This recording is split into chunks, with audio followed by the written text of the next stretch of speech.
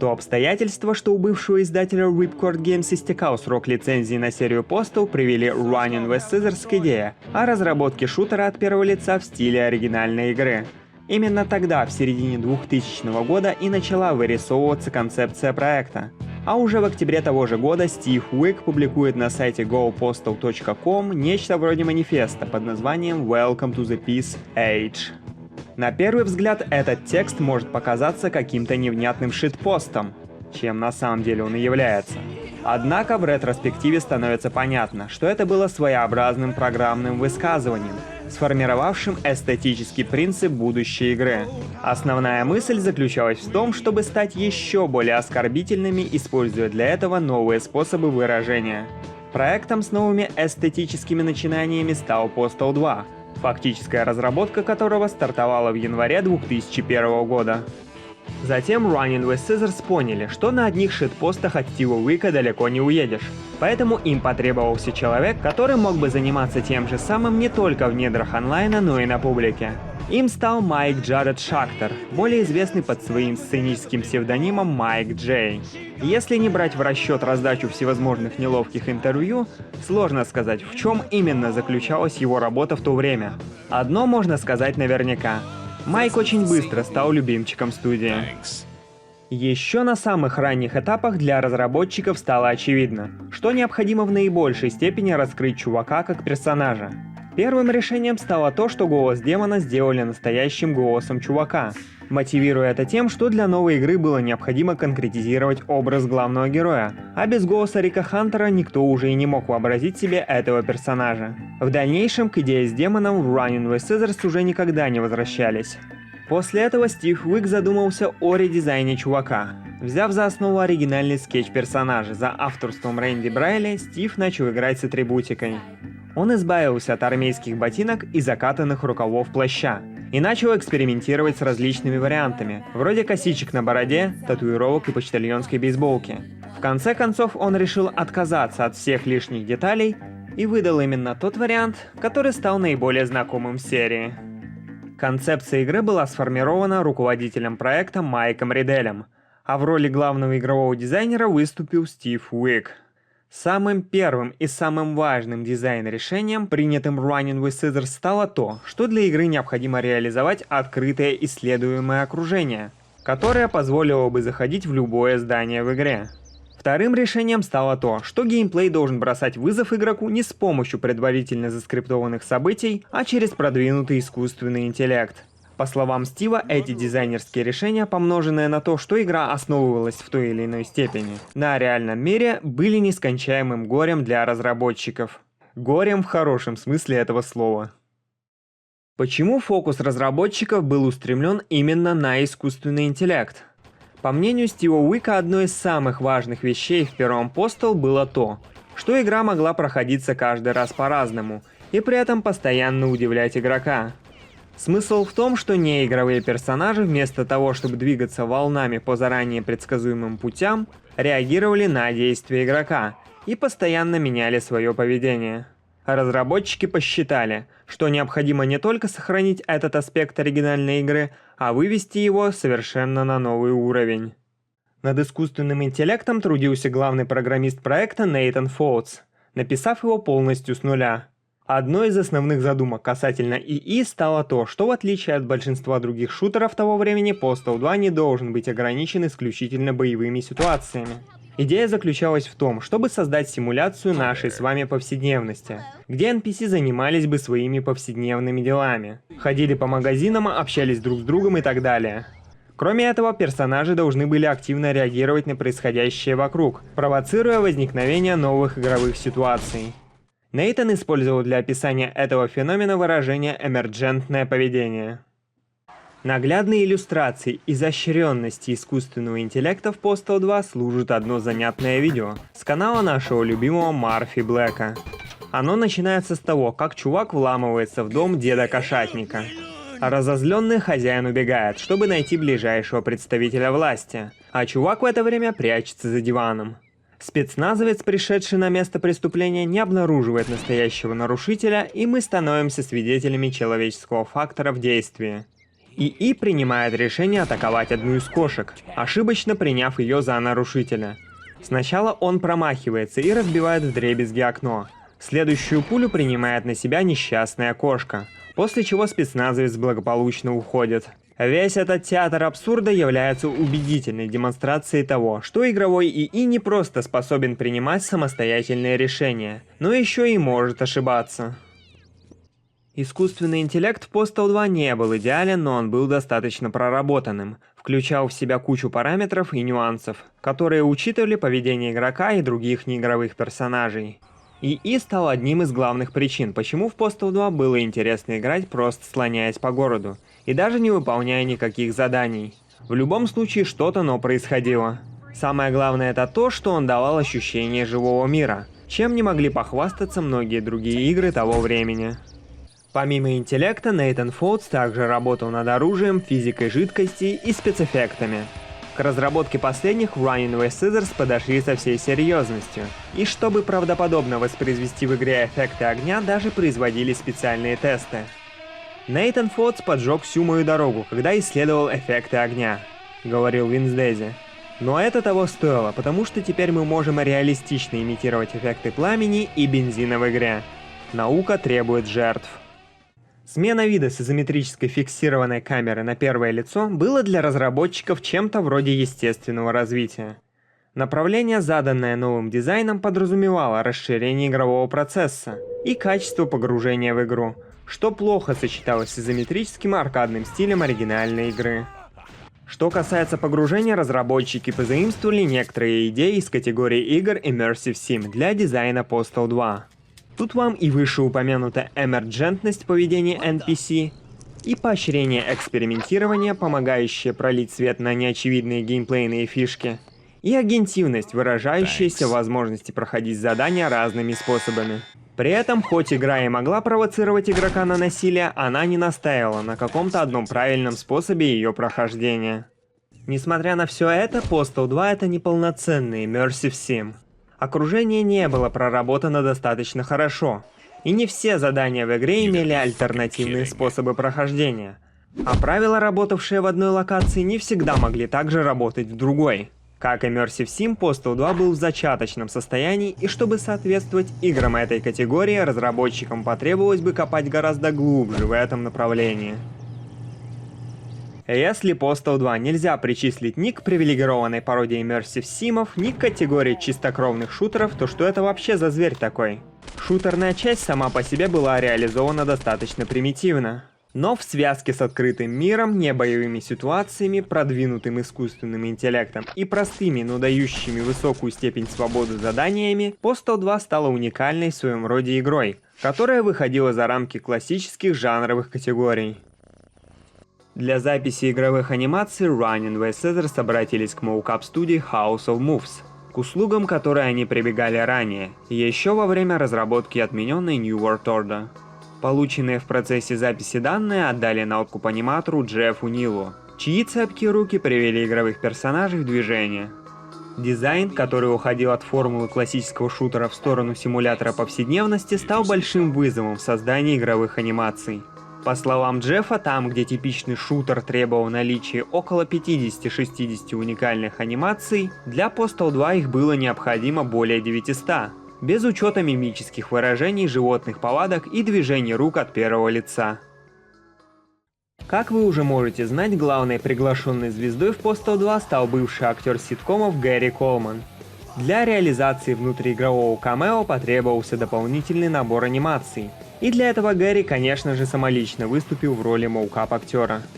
Как отмечал Стив Уик, идея с Гэри заключалась в том, чтобы добавить ко всему прочему дополнительную порцию ненормального юмора, похитив всеми любимую телевизионную икону для нашей личной извращенной цели. Примерно в середине производственного цикла Postal 2 к команде присоединился художник Джош Лейхлитер, которого направили на создание моделей и текстур для персонажей.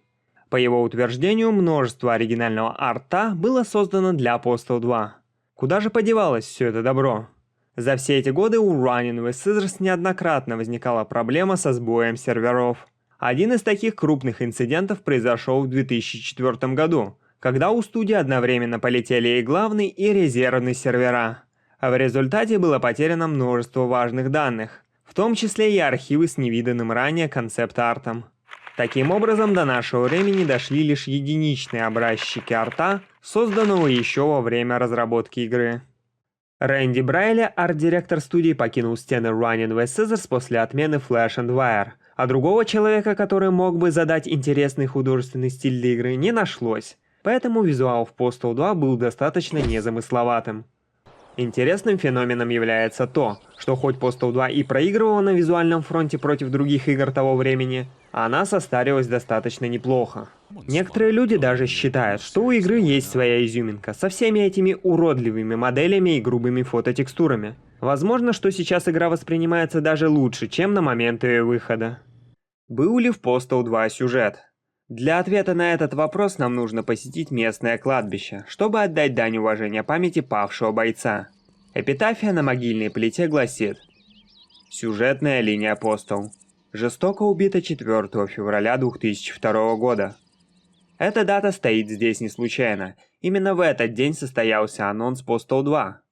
Через эту надпись на мраморе разработчики как бы намекают нам, что сюжета в игре не было с самого начала. И что он не особо-то и важен. Well, I don't think it's a direct design reasoning, but what I like to tell people is it's a lot like Seinfeld. It's a game about nothing. I mean, really, it's there really is no plot, and at the end of the game, it finishes, and it still didn't really have a plot. It just sort of trudges you through this white trash guy's week in his life, and that was kind of the whole point. Единственным чеховским ружьем на всю игру оказывается мороженое Rocky Road. В русской локализации переведенное буквально как «гравийная дорожка». О нем жена главного героя напоминает еще в стартовой заставке, настоятельно прося, чтобы тот не забыл его купить.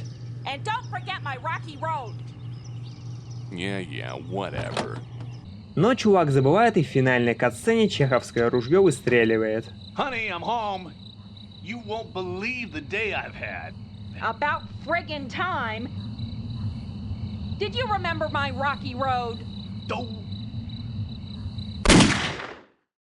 Споры о том, связан ли сюжет на оригинальный Postal со своим продолжением, регулярно возникают в сообществе, и, как правило, ни к чему не приводят. Некоторые люди заморачиваются настолько, что даже выдумывают собственные фанатские теории. Довольно широкое распространение получила версия, что в первом Postal мы играем за чувака старшего, отца главного героя второй части. Данная теория возникла в недрах русскоязычной Википедии, а сообщество с радостью ее подхватило. Если первая и вторая часть так сильно отличаются друг от друга, то чем они вообще связаны между собой? В интервью сайту Voodoo Extreme Майк Ридель дает исчерпывающий ответ. Почтовый чувак возвращается тем же персонажем, но история не продолжается с того места, где закончилась предыдущая. Новая история — это свежий взгляд на тему Going Postal, который вовлекает игрока в разрешение повседневных ситуаций. Таким образом, Postal 2 — это не прямое продолжение оригинальной игры, а скорее нечто вроде перезапуска серии. Один из главных сдвигов, произведенных при работе над Postal 2, заключается в радикальной смене тона по сравнению с оригинальным Postal. Избавившись от мрачного стиля предшественника, сиквел оформили в несерьезной, завязанной на юморе манере. Некоторые люди считают, что комедия в этой игре была завязана исключительно на скатологии. Другие же игнорируют весь сортирный юмор и предпочитают считать, что Postal 2 был настоящей социальной сатирой. Что можно сказать? Обе стороны заблуждаются в этом вопросе. Вероятно, главным источником вдохновения комедийной составляющей Postal 2 были песни Фрэнка Заппы, любимого музыканта Стива Уика. Юмор в текстах его песен зачастую был достаточно грубым, а еще чаще абсурдным и нарочито глупым. Впрочем, иногда Заппа выходил на политическую территорию и выдавал хоть и глумливые, но социально осознанные песни.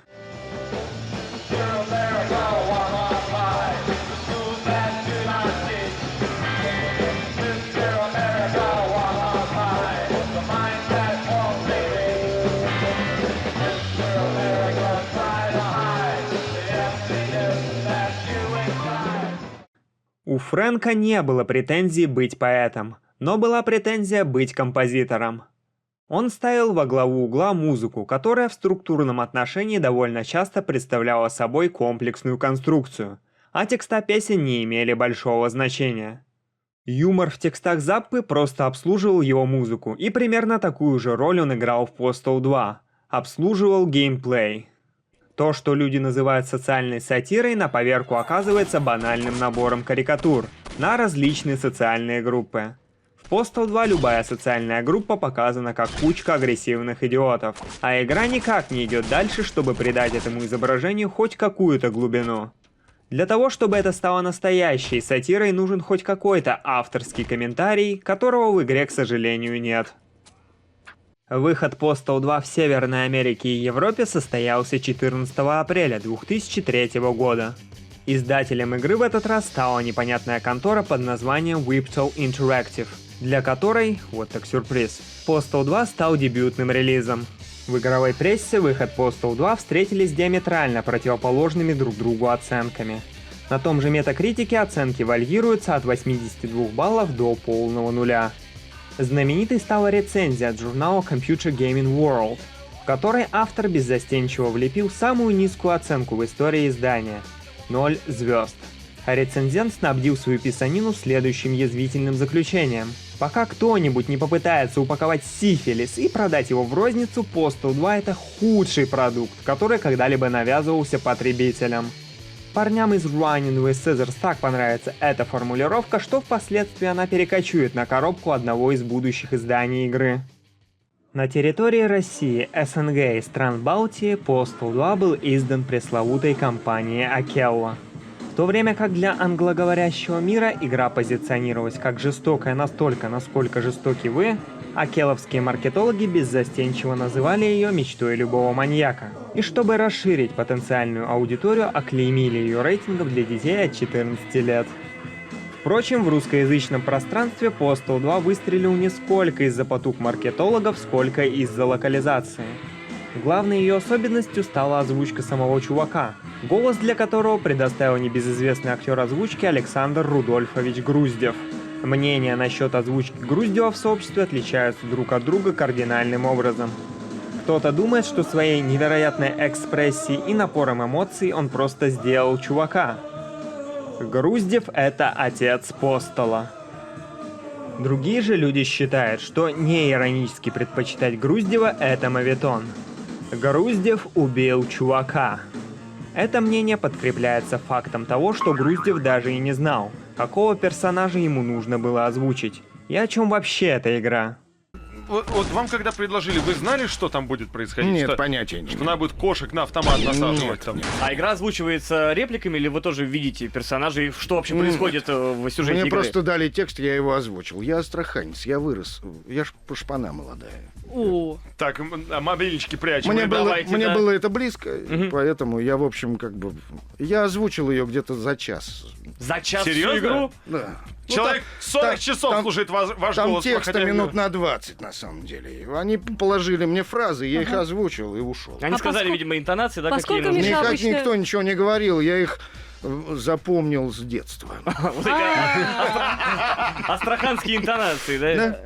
Груздеву просто дали текст, и он прямо на ходу интерпретировал его по-своему, сделав из чувака совершенно другого персонажа, вложив в его интонации астраханскую шпану, с которой он был связан в свои ранние годы. Видит Бог, я ни о чем не жалею.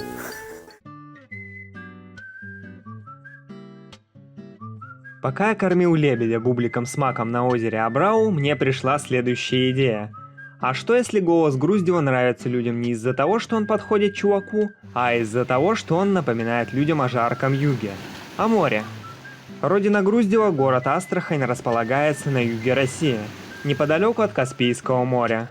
Во времена Железного занавеса отдых на юге страны был одним из крайне немногих доступных для обычного советского жителя вариантов туризма.